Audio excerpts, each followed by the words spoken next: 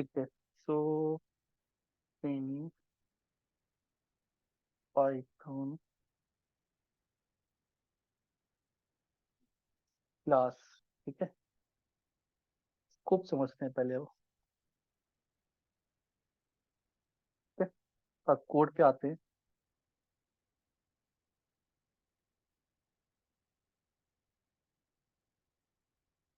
तो यहीं पे एक पाइथन का प्रोग्राम लिख देते हैं, practice.py। आप लोग बताना मैं क्या कर रहा हूँ।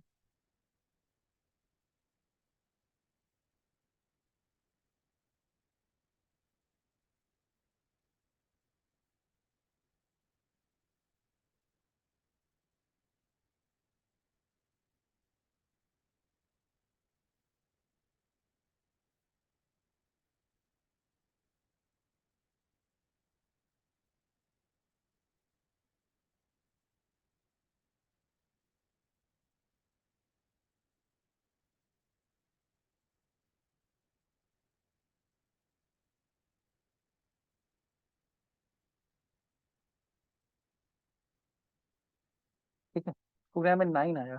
अब आप लोग बताओ कि 9 ही कैसे आया, प्रोग्राम कैसे चला। ठीक है, लाइन नंबर 3 में क्या किया हमने, क्या नाम है फंक्शन का, सम। ए और बी क्या है, पैरामीटर्स। ठीक है, फंक्शन के लिए पैरामीटर है वेरिएबल, बट वहां पे भी पैरामीटर्स है।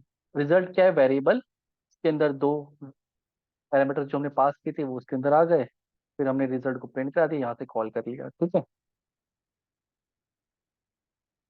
अब ये जो, अगर मैं यहाँ पे, जैसे मैंने प्रिंट रिजल्ट यहाँ लिखा है ना, प्रिंट रिजल्ट यहाँ पे लिखने की, अगर यहाँ पे प्रिंट करूंगा तो ये यहाँ पे मुझे अवेलेबल नहीं दिखा रहा, यही स्टेटमेंट यहाँ जाके रॉन्ग आ रही है। अभी देखो, कॉपी पेस्ट, अभी यहाँ पे एरर दे रहा है। क्या कह रहा है, रिजल्ट इज नॉट डिफाइंड। यही स्टेटमेंट यहाँ पे चल रही थी, क्यों, थोड़ा बता सकते हो, अंदाजा लगा सकते हो क्या गड़बड़ हुई है।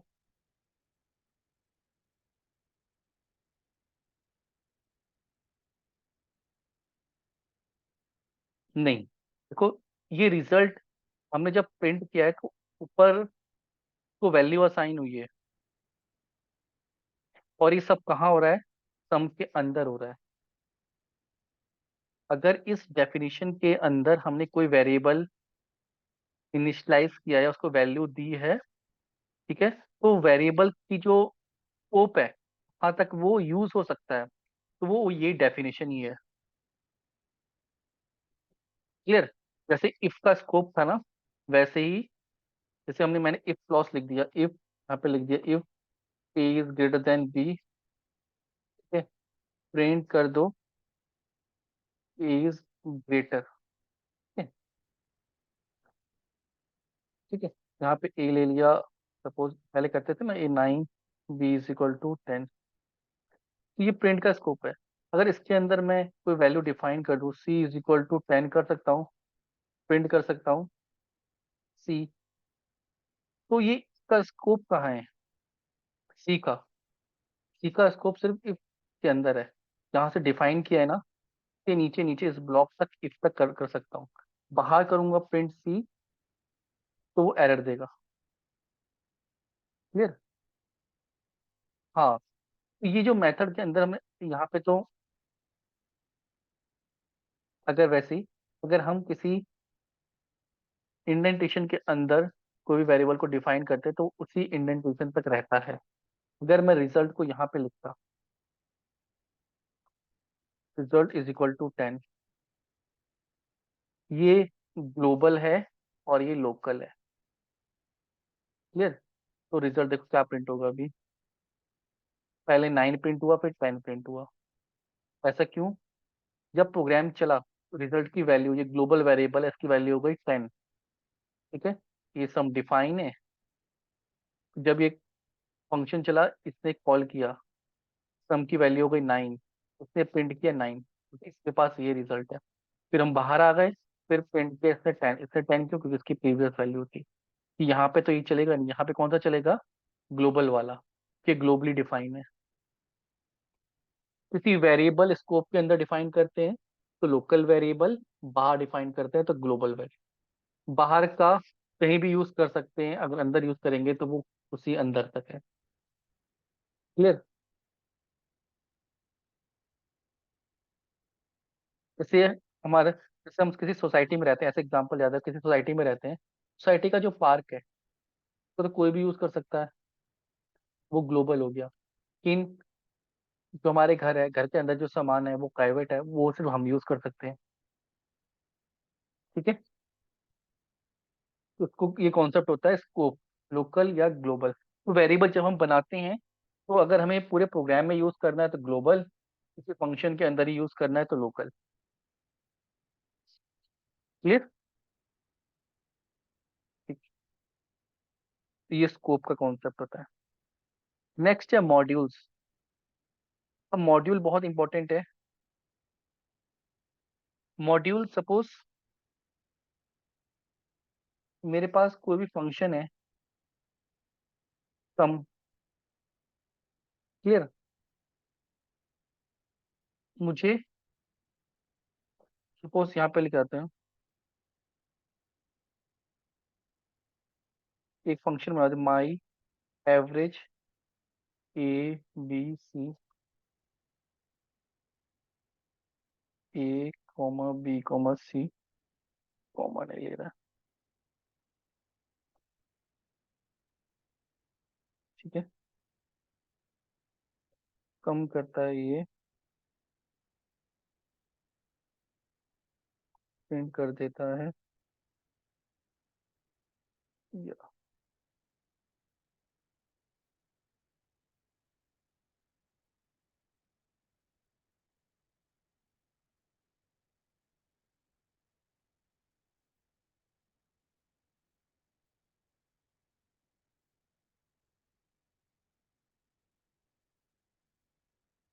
ठीक है। अगर हम इसको कॉल करें,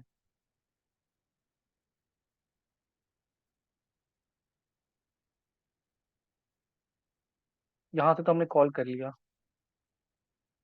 एवरेज कितना आ गया, 6.66667 एवरेज आ गया। क्या सॉरी, क्या हम इसको किसी और प्रोग्राम से भी कॉल कर सकते हैं? यस, कर सकते हैं। ठीक है। ये हमारा प्रैक्टिस डॉट ये है। इसको अगर मुझे अपने इस प्रोग्राम से कॉल करना है, ठीक है, सपोज ये मेरा प्रोग्राम है, इसको मैं कमेंट कर देता हूँ, ये नहीं चलेगा, लेकिन यहाँ से मुझे कॉल करना है सपोज को, जो प्रैक्टिस के अंदर है। तो अगर प्रोग्राम एक कोड में लिखा हुआ है तो उसको हम किसी भी फाइल में यूज कर सकते हैं। क्लियर। उसको यूज करने का तरीका है कि हम पहले उसको इंपोर्ट करें। फाइंड एवरेज, यहाँ पे कैसे मिलेगा, उसको इंपोर्ट करना पड़ेगा। इंपोर्ट, यहाँ पे लिख दो प्रैक्टिस। ठीक है। इस फाइल का नाम, अब यहाँ पे आपको प्रैक्टिस डॉट फाइंड एवरेज मिल जाएगा। आप इसको नंबर दे दो 5 6। क्लियर। यहाँ ये अब इस फंक्शन को हम चला रहे हैं, कितना आ रहा है, 7.6666। क्लियर है। इसमें से कॉल नहीं जाएगा।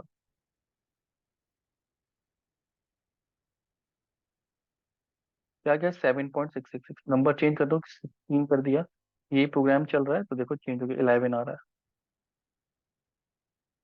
है। इंपोर्ट से हम क्या कर सकते हैं, इंपोर्ट कमांड क्या करती है, कोई भी दूसरा जो मॉड्यूल है उसको इंपोर्ट कर सकते हैं। इसके अंदर क्लास होती, तो from this import that, suppose इसके अंदर का क्लास बनी होती, हम क्लास को भी यूज कर सकते हैं। हम्म। बोलो।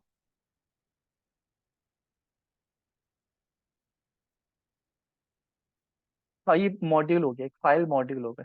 मॉड्यूल का मतलब एक कोड, पीस ऑफ कोड रखा हुआ है। ठीक है, जैसे हम प्रिंट का यूज करते हैं ना, तो प्रिंट भी तो कहीं प्रिंट किया हुआ है। ये कहाँ पे किया हुआ है? गो टू डिक्लेरेशन, ये के अंदर स्टैंडर्ड लाइब्रेरी बनी हुई है पाइथन के अंदर। ठीक है, तो वैसे ही हम यूजर डिफाइंड बना के यूज कर रहे हैं। ठीक है? जो हम सेलेनियम यूज करेंगे, सेलेनियम में ऐसे ही कुछ फंक्शंस बने हुए रखे हुए हैं, हमें उनको इंपोर्ट करना है और यूज करना है। इंपोर्ट करना बहुत इंपॉर्टेंट है। तो हम अपने बना के भी इंपोर्ट कर सकते हैं, या कोई और लाइब्रेरी भी हम इंपोर्ट कर सकते हैं। ठीक है, जैसे एक लाइब्रेरी है प्लेटफॉर्म, इस लाइब्रेरी को यूज करना है आपको, तो आपको क्या करना पड़ेगा? इंपोर्ट करना पड़ेगा। Import platform. ठीक है, अब ये क्या करती है? Platform dot architecture. तो ये आपके इस लैपटॉप का ना आर्किटेक्चर बता देगी। तो रिटर्न करेगा, इसको प्रिंट कर लेते हैं।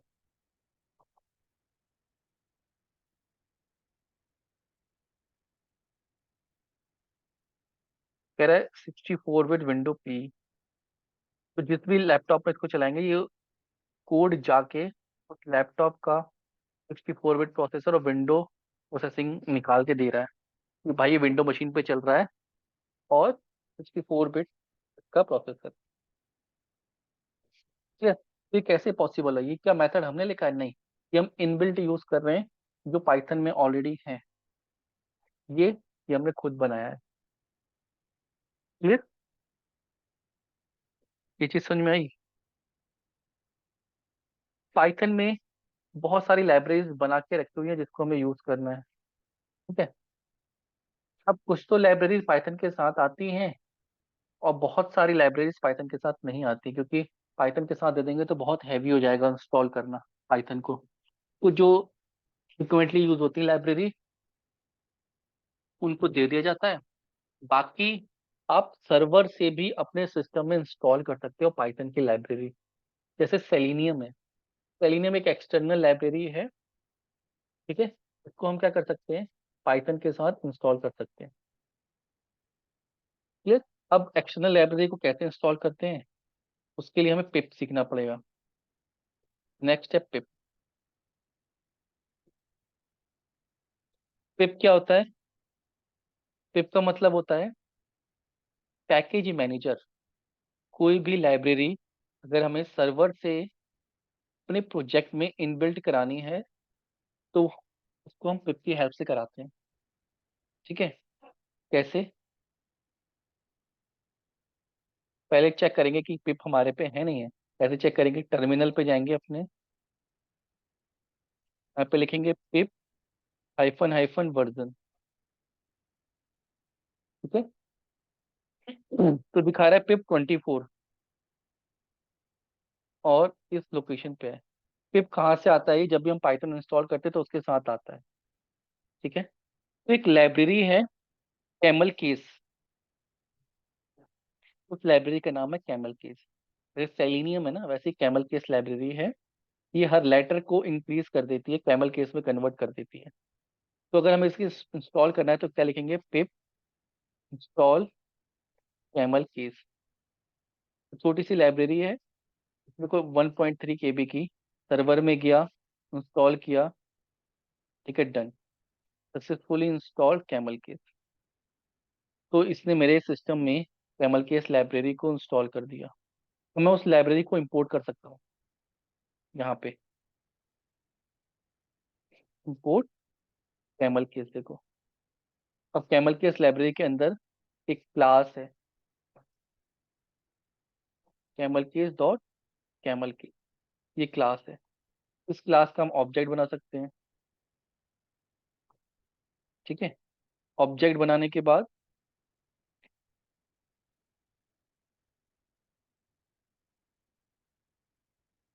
ठीक है, ऑब्जेक्ट बनाने के बाद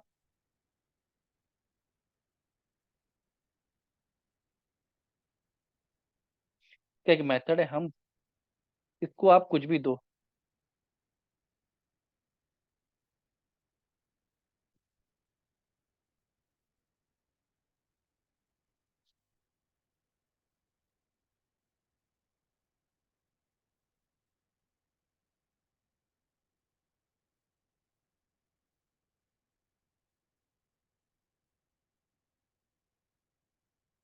देखो इसने सारे लेटर कैपिटल कर दिए, वी आर लर्निंग पाइथन।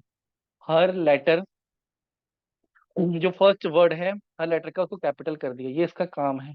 तो एग्जांपल दे रहा हूँ मैं एक, कि इस तरीके से कोई एक्सटर्नल लाइब्रेरी को यूज किया जा सकता है। हम, एक मेथड है जो कहाँ था, कैमल केस लाइब्रेरी के अंदर। कैमल केस लाइब्रेरी को इंस्टॉल किया है, मेरी थोड़ी सी वॉइस थोड़ी सी खराब हो रही है। कैमल केस लाइब्रेरी है एक, ठीक है, लाइब्रेरी मतलब एक मॉड्यूल है, क्लासेस बनी है। तो हम गो टू डिक्लेरेशन करेंगे तो हमें दिख जाएगी, ये क्लास बनी हुई है। ये सारा कोड कहाँ से आया, ये हमने अभी इंस्टॉल किया पिप के थ्रू सर्वर से। उस लाइब्रेरी को हमने इंस्टॉल कर लिया, इंपोर्ट कर लिया कैमल केस, उसके अंदर की क्लास है क्या, डॉट कैमल केस, उसका ऑब्जेक्ट बनाया। ऑब्जेक्ट बना के उसका मेथड है, हम उसको डेटा दिया। तो हमको जब भी आप डेटा दोगे, वो आपका फर्स्ट वर्ड कैपिटल कर देगा, हमने उसको प्रिंट कर दिया। ठीक है। ठीक है। वो मैं बताऊंगा, सेलिनियम जब पढ़ेंगे तो उसकी डॉक्यूमेंटेशन होती है। हम धीरे धीरे मेथड पढ़ते रहेंगे, सीखते रहेंगे। ठीक है। क्योंकि ऐसे तो बहुत लाइब्रेरी है, डिक्शनरी की तरह पूरी लाइब्रेरी है पाइथन की, तो जो जो हम यूज करते रहेंगे वो हम सीखते रहेंगे। लाइब्रेरी से डिक्शनरी होती है ना, कि कुछ वर्ड्स हमने सीख लिए और फिर जो हमें जरूरत है वो हमने ढूंढ लिए। तो सेम वे में पाइथन की डिक्शनरी है। ठीक है, तो वहाँ लाइब्रेरीज बनी हुई है। पहले मैं कुछ बताऊंगा, आपको सिखाऊंगा, तो उससे रिलेटेड आपको और आपको ढूंढना है तो आप मिल सकते हैं। क्लियर? इतना समझ में आ गया? इसमें कोई डाउट है? ठीक। इस कॉन्सेप्ट को क्या बोलते हैं हम? इसको ढंग से सीखना है, क्योंकि इंस्टॉल करना पड़ेगा। अब अनइंस्टॉल भी कर सकते हैं इससे। कैमल केस अगर अनइंस्टॉल करनी लाइब्रेरी, तो क्या लिखूं मैं यहाँ पे, एक कमांड होती है पिप लिस्ट, तो पता लग जाएगा कौन कौन सी लाइब्रेरी इंस्टॉल है। तो अभी इतनी सारी लाइब्रेरी इंस्टॉल है। ठीक है।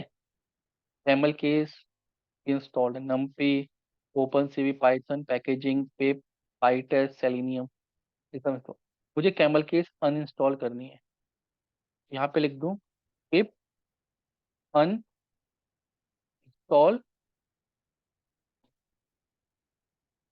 Camel case. ये पूछ रहा है, यस, मैंने यस बोल दिया। Successfully uninstall camel case. तो अब ये कैमल केस मेरे सिस्टम पे नहीं है, और अभी यहाँ पे एरर भी देने लगा। कह रहा है can not import camel case, could not be resolve.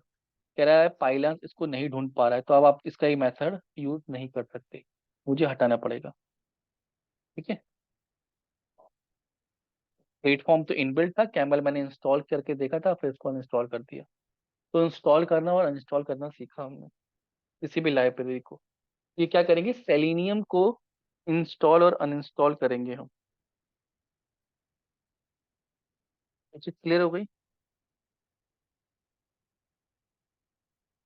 ठीक है। नेक्स्ट टॉपिक है एक्सेप्शन हैंडलिंग। एक्सेप्शन हैंडलिंग होता है कि जैसे ए इज इक्वल टू 10 है, बी इज इक्वल टू 5 है।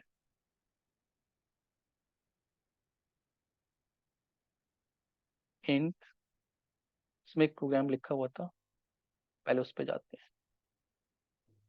ठीक है। अब ये प्रोग्राम लिखा हुआ है, जैसे इसको और इजी कर देते हैं। अब ये प्रोग्राम क्या लिखा हुआ, आप पढ़ के बताओ मुझे।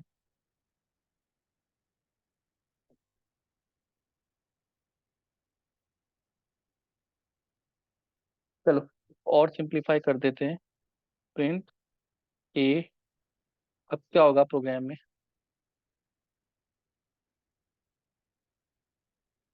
ठीक है, करके देखें। Run Python program, please enter first number 90, second number 6। Answer आ गया। क्या मेरा प्रोग्राम पूरी तरीके से सही है ये?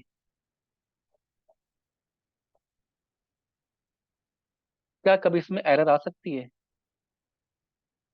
अगर मैंने फर्स्ट नंबर 90 लिख दिया और सेकंड नंबर 0 लिख दिया, अब क्या होगा? एरर आ गई।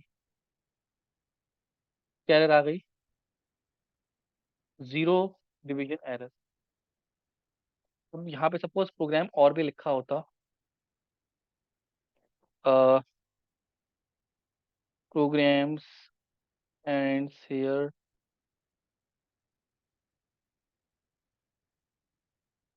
This is important line which need to be printed every program। वो ये प्रोग्राम इंपॉर्टेंट है काफी, और ये लाइनें प्रिंट होनी चाहिए थी। ठीक है, फिर से रन करते हैं।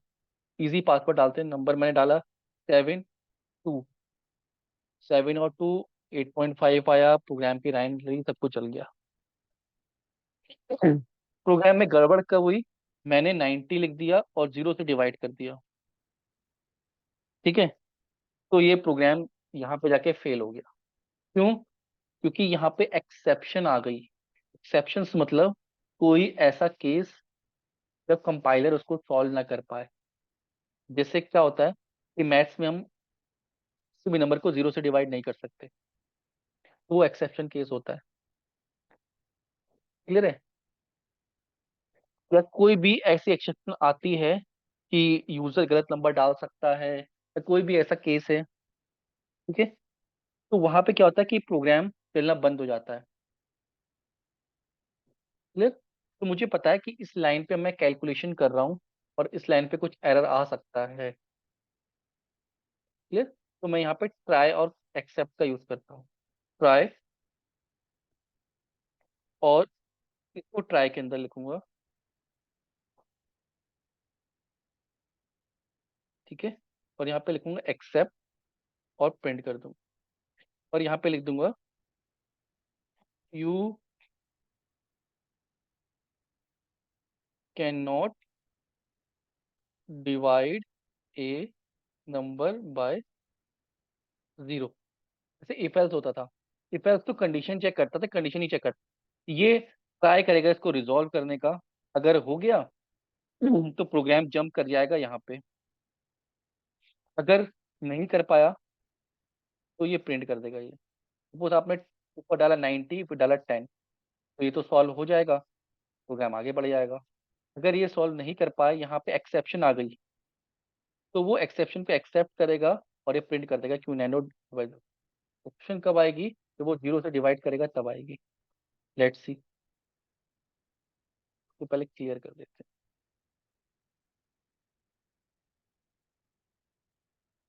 नहीं, 0 को पहले देखते, पहले 89 डिवाइड बाय 5 हो गया 78। फर्स्ट नंबर को 0 किया, 10 कर दिया तो 0 हो जाता है। 0 को डिवाइड कर सकते हैं, लेकिन 0 से डिवाइड नहीं कर सकते। अभी मैं 90, लास्ट नंबर 90 डिवाइड बाय 0 नहीं हो सकता, 90 को 0 से डिवाइड नहीं कर सकते। देखो, ये can not divide a number by 0। Program and here को बोलते हैं क्या हम? Exception handling. कि कोई एक्सेप्शन आई, उसको हमने हैंडल कर लिया। ये क्लियर है? इफ एल्स की तरह हो गया, लेकिन इफ एल्स एरर दे देगा। इफ में एक कंडीशन हम यहाँ पे लिखते हैं, वो एग्जीक्यूट होता है। इफ कंडीशन के बाद कंडीशन ट्रू फॉल्स होती है, तब वो लाइन एग्जीक्यूट होती है। ये पहले इस पे जाएगा, ट्राई करने की कोशिश करेगा, हो गया तो बाहर आ जाएगा, नहीं हुआ तो ये फेल हो गया तो ये इस पे रन करेगा। तो दोनों ब्लॉक चलते हैं। समझ रहा है?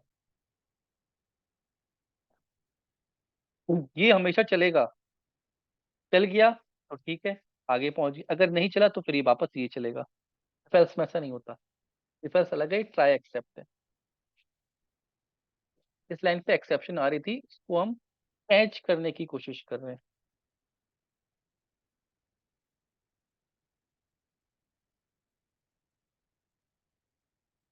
ये क्लियर हुआ? इसमें डाउट है कुछ? यस और नो? ठीक।